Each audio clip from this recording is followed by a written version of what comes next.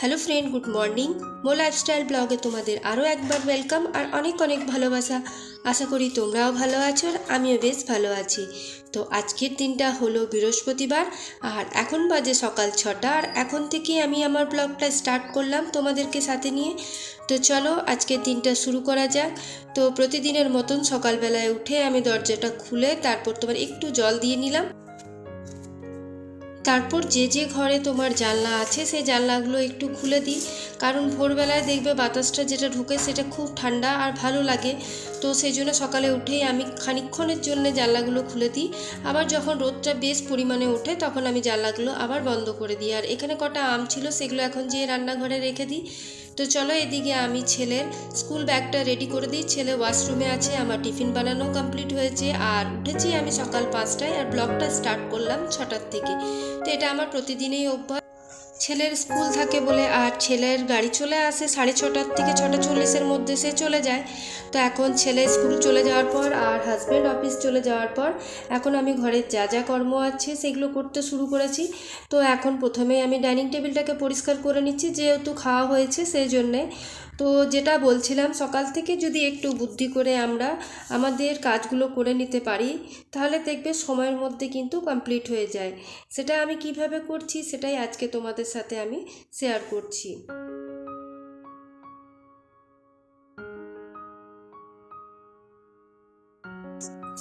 ভোর ভোর ওঠা হলে কিন্তু একটা সুবিধা থাকে, দেখবে তোমার তাড়াতাড়ি কাজগুলো হয়ে যায়। আর কাজ দেখবে আমাদের যত তাড়াতাড়ি এই গরমের দিনে কমপ্লিট করতে পারো তাহলে আমাদেরই কিন্তু আরাম, কারণ তাহলে একটু ঠান্ডা হাওয়াতে বসাও যায়। আর তোমার কাজগুলো কমপ্লিট হলে তোমার মনেও হয় যে হ্যাঁ বাড়ির বড় সড়ো কাজ কমপ্লিট হয়েছে। তো যাই হোক, এদিকে আমি চলে এসেছি ঠাকুরের জায়গাটাকে পরিষ্কার করতে। ঠাকুরের জায়গাটা অনেক দিন ধরে পরিষ্কার করব ভাবছি, কিন্তু এই যা গরম তাতে কিছুই করে উঠতে পারছি না। তো যাই হোক, আজকে মনটা স্থির করেছিলাম যে যতই কাজের দেরি হোক আজকে আমি সকাল সকাল তোমার এই ঠাকুরের জায়গাটা আগে ক্লিন করব, তারপর ঘরের যা কাজ আছে সেটা করব। তো ব্যাস আমি ঠাকুরের জায়গাটা পরিষ্কার করছি। আর যে মেকআপ ব্রাশটা দেখলে ওটা আমি ইউজ করি না, ওটা নিয়ে আসা হয়েছিল কিন্তু কোনো ইউজ হয়নি বলে ঠাকুরগুলোকে আমি ঝাড়ার কাজে রেখে দিয়েছি। কারণ দেখবে ঠাকুরের গায়ে যে কারুকার্যগুলো থাকে ওইগুলোতে বেশ ধুলো জমে থাকে, তো সেগুলো এই ব্রাশগুলো দিয়ে ইজিভাবে পরিষ্কার হয়ে যায়। তো সেটাই আমি করে থাকি। আর এখন ঠাকুরগুলোকে ভালোভাবে মুছে তারপর রেখে দিচ্ছি, তারপর স্নান করে পুজো দেবো। আর সকালবেলায় একবার আমার হাজব্যান্ড তোমার ধূপ দেখিয়ে দিয়ে যায়, যেহেতু যেদিন সময় থাকে পুজোও করে দিয়ে চলে যায়। তো সময় এখন পাচ্ছে না, বললামই যে কাজের অনেকটাই এখন চাপ আছে। আজকে ভেবেছিলাম যে শুধু ঠাকুরের জায়গাটা পরিষ্কার করে আর যেরকম প্রতিদিন কটা ফার্নিচার পরিষ্কার করি ডাস্টিং করি সেটুকুই করব, কিন্তু দেখলাম হাতে এখন অনেকটাই সময় আছে, সবে 8টা বাজে। তো তার জন্য আমি ভাবলাম যে আজকে মোটামুটি ঝাড়াঝুড়ি করে নিই আর ঝুলগুলোও আজকে ঝেড়ে নেব। তো ওই জন্যে এখন দেখো আমি তোমার এই জায়গাটাতে একটা র্যাক আছে, ওই র্যাকটাকে ভালোভাবে পরিষ্কার করে নিচ্ছি। আর এই র্যাকটার মধ্যে আমার ওই হেয়ার অয়েল থাকে, তারপর বডি লোশন থাকে, বডি স্প্রে থাকে, এই টুকিটাকি যে জিনিসগুলো সবসময় ইউজ হয় না সেগুলো থাকে, যেগুলো বাইরে গেলে ইউজ হয় সেইগুলোই। তো ব্যাস সেগুলোকে আমি একটু ভালোভাবে পুছে রেখে নিচ্ছি। আর আমরা মেয়েরা দেখবে কোনো কাজই কিন্তু ফেলে রাখতে পারি না, যখন যেটা শুরু করি তো তার সাথে আরও 10টা কাজ এক্সট্রা করতে ভালোবাসি। তো চলো এখন ভালোভাবে আমি ঘরটা ঝেড়ে নিই। তো আজকে যখন বললামই তোমাদেরকে, যখন আমি ঝাড়া পোছার কাজ করছি তো ঝুলটা কেন বাকি থাকে। আর সেই রকম পরিমাণে আমার ঝুল কিন্তু বাড়িতে হয় না, যেহেতু আমি 2-4 দিন পর একবার করে ঝুল ঝাড়াটা দিয়ে ঘরটা বুলিয়ে দিই, তার জন্য সেই পরিমাণে আমার একটা ঝুল জমা হয় না বা ধুলোও হয় না। তো এই আলমারির মাথাটাতে কিছুদিন ধরে তোমার ঝাড়া হয়নি বলে একটু ভালোভাবে ঝেড়ে নিচ্ছি, তাহলে কি হয় যেটুকু ধুলো বা ঝুল জমেছে সেগুলো ক্লিন হয়ে যায়। আর তুমি যদি 2-3 দিন পর এগুলো করে থাকো তাহলে দেখবে কিন্তু খুব একটা ধুলো বা ঝুল জমে না। তো বুঝতেই পারছো, যখন আজকে ঝুল ঝাড়া হয়েছে তাহলে ডাস্টিং মাস্ট সব ফার্নিচারে, কারণ যতই হোক আমাদের উপর থেকে নিশ্চয়ই একটু হলেও ধুলো বা ঝুল এগুলো পড়বেই ফার্নিচারের মধ্যে। তো আমি একটা তোমার কাপড়ে কলিন ভিজিয়ে তারপর এখন আলমারিটা ভালোভাবে ডাস্টিং করে নিচ্ছি। আর সব রুমে যা যা তোমার ফার্নিচার আছে সেগুলোকে আমি একটু করে ভালো করে পরিষ্কার করে নেওয়ার চেষ্টা করছি। আর প্রত্যেকটা রুম তো দেখানো সম্ভব নয়, তাই বেডরুম ক্লিনিংটাই তোমাদেরকে দেখালাম, কারণ প্রত্যেকটা রুম দেখাতে গেলে আমার ভিডিওটা অনেক অনেকটাই বড় হয়ে যাবে।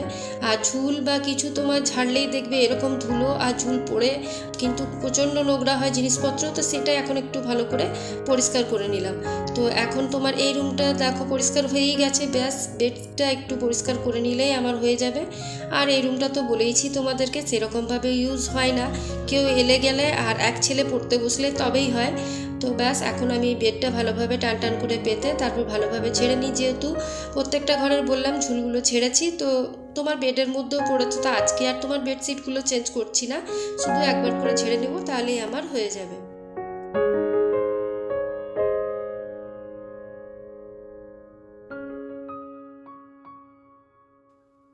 এখন চলে এলাম বড় বেডরুমে, বেডরুমটাও ভালোভাবে ঝেড়ে নিচ্ছি।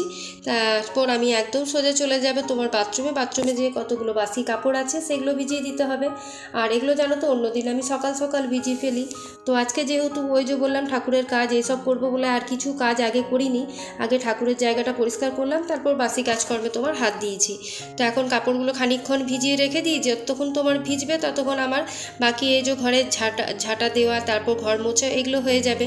আর যখন আমি স্নান করব ঘরের কাপড়গুলো কেচে তারপর ওগুলো মেলে দিয়ে তারপর রান্নার কাজে লাগবো। তো যাই হোক, এই গরমে তো 2-3 বার স্নান করা হয়েই যাচ্ছে, যা গরম পড়েছে তাতে আর তোমার স্নান না করে থাকা যাচ্ছে না।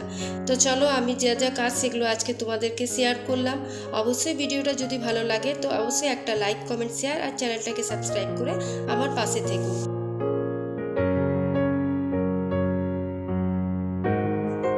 তো স্নান করে আসার পর এদিকে কাণ্ড দেখো, আমাদের পুচকুসোনা চলে এসছে খেলার জন্য। তো এখনই বেডটা দেখতে পেলে আমি পরিষ্কার করে গেলাম। তো এখন আমার পুচকুসোনা এসে ওকে বালিশগুলো আমাকে গার্ড দিয়ে রাখতে হয়, যেহেতু যত বড় হচ্ছে ও চঞ্চল হচ্ছে, তো পড়ে যাবার ভয়ের জন্য বালিশগুলো গার্ড দিয়ে রেখেছি।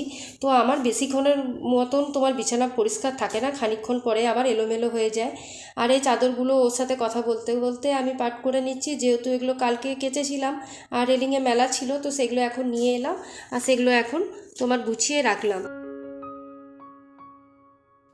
তো এদিকে লাঞ্চের প্রস্তুতিও শুরু করে দিয়েছি। আজকে ডিমের তরকারি, আলু পোস্ত করেছিলাম।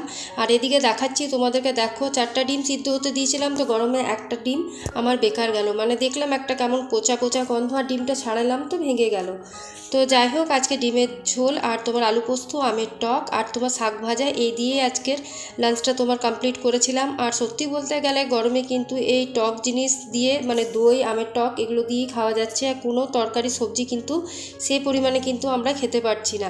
আমার এটা কিন্তু হচ্ছে, জানি না আর কার কার সাথে হচ্ছে। আর এই বাসনগুলো অনেকক্ষণ আগেই ধোয়া হয়ে গেছিলো, কিন্তু সেই পুচকুসোনা আমার সাথে খেলা করছিল বলে আমার এগুলো তুলে রাখা হয়নি। তো এখন জায়গার জিনিস আমি জায়গায় তুলে রেখে নিচ্ছি।